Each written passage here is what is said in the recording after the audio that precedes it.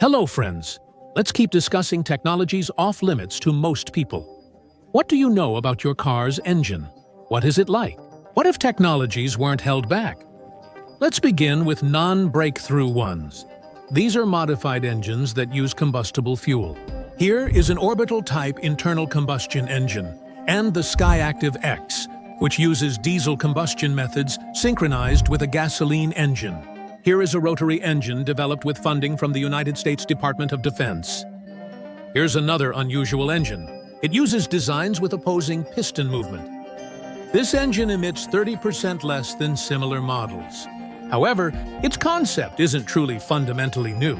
All these seemingly innovative solutions are really just refinements of old technologies that were created more than 100 years ago. Maybe engines that work without burning fossil fuels are just science fiction, and they haven't been invented yet? No, everything has already been invented a long time ago.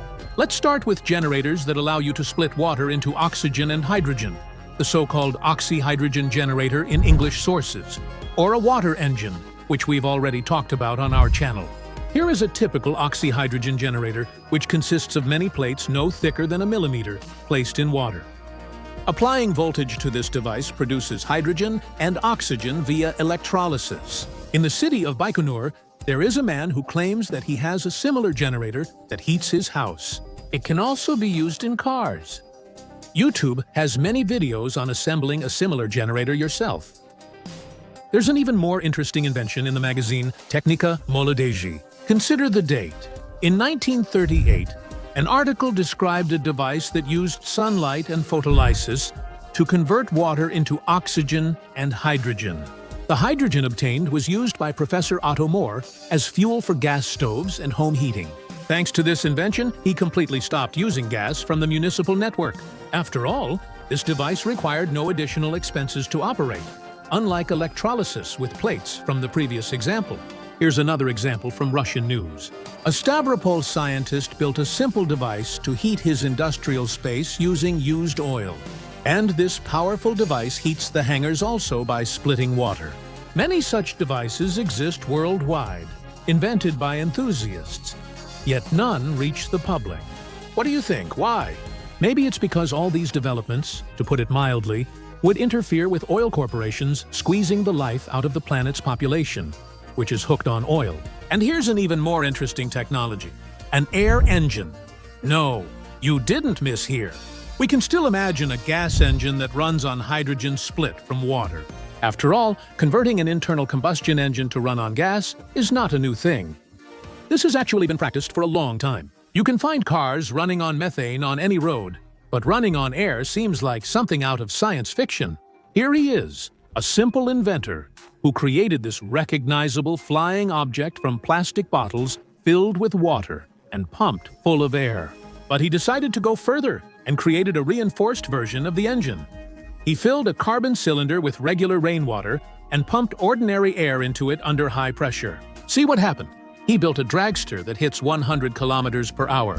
What do you think? How long does it take?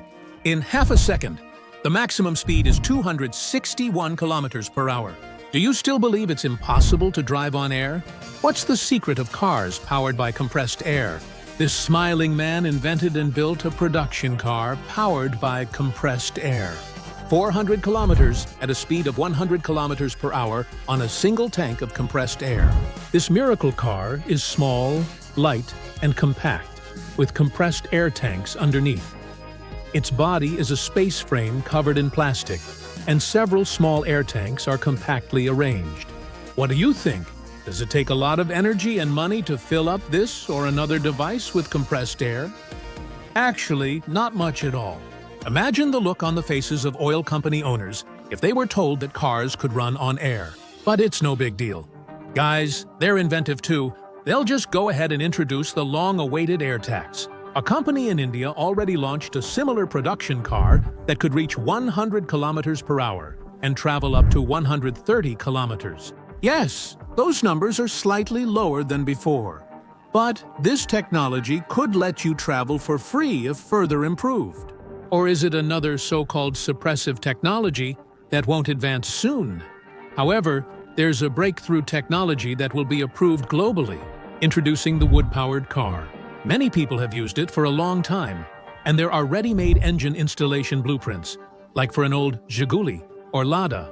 There are some hassles, not just registering it with the traffic police. You only need to wait 20 minutes for everything to heat up and for the gas generator to fill with carbon monoxide. And now let's move to high-tech Japan.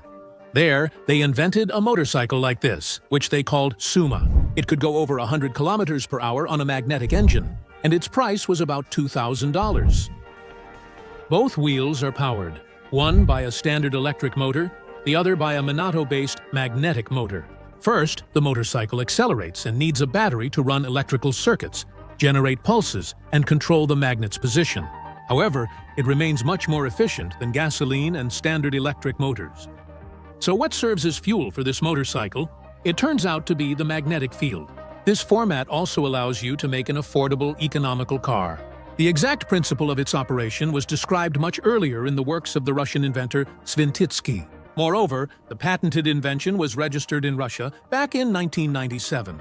No matter how beautiful or effective it is, it was invented before. The famous writer and sociologist Kurt Vonnegut once remarked, "We are all addicted to liquid fuel. It's already clear that hydrocarbon-based energy is exhausted." According to forecasts by several respected scientists, by the year 2050, global energy consumption will reach 25 billion tons in oil equivalent, which will lead humanity to an obvious catastrophe. Meanwhile, most of us at best imagine a cold nuclear fusion reactor as something related to technologies of the distant future. Miniature working models, as safe for humans as atomic reactors, have been and still are assembled beyond Tony Stark's hypothetical lab. Academicians, scientists, and experimenters make them. Even though this energy is cheap and eco-friendly, industrial development isn't being discussed today. Eugene Malov, a respected American research engineer, master of science, and nonprofit founder, was among those who sought to provide cheap cold fusion energy to humanity. In his book, Fire from Water, he described in detail the Fleischmann-Pons experiment he reproduced to obtain cold fusion energy on a desktop. As a proactive person, Malov sent a memorandum on nuclear fusion to the White House for Bill Clinton.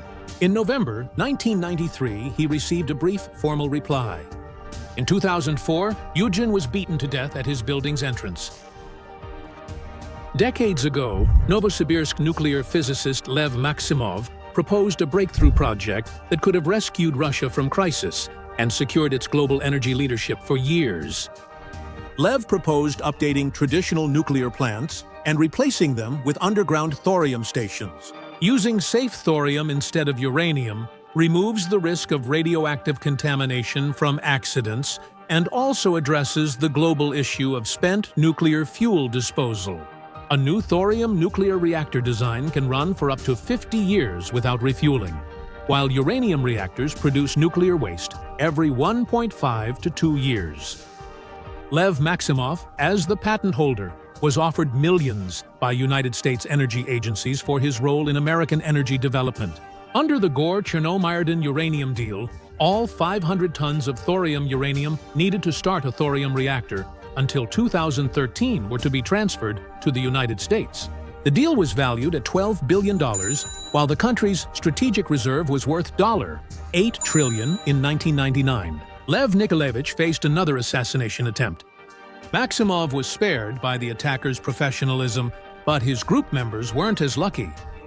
All the physicists who worked with him died mysteriously. When it comes to absolute power, something as trivial as a human life doesn't count.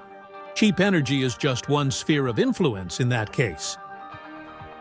In December 2001, the body of 57-year-old renowned biophysicist Don Wiley, a Lasker Award winner, was found in the Mississippi River. The police unanimously stated that it was a deliberate crime, but FBI agents reclassified the main version, claiming it was an accident resulting from a fall from the bridge. No explanation was given for how this happened, despite the existing 2-meter-high barrier. Dr. Wiley was a top expert on anthrax, Ebola fever, and the acquired immunodeficiency syndrome virus. It is also known that in the same year, 2001, 2 months earlier, 4 people died from anthrax spores in poisoned letters. At that time, Dr. Bailey was one of the few who could likely trace the powder's origin. 3 Pakistanis were quickly named responsible for the incident. No one can determine if it was just a coincidence, but in December 2001 alone, 6 notable geneticists and microbiologists died under equally strange circumstances. This is the kind of not-so-friendly world we've created for ourselves. Or maybe someone else helped and intentionally changed society. After all, these and many other deaths and persecutions of the best representatives of humanity are so similar in their scenario that they rule out the possibility of mere coincidence. Those who exploit the planet should eventually become outcasts, not be respected as they are now. And I really wish this would happen as soon as possible. Is there any way we can speed up this process? Yes, if we join our efforts in the search for truth, and of course, if we share this video with our friends. Thank you for your feedback and comments. See you next time.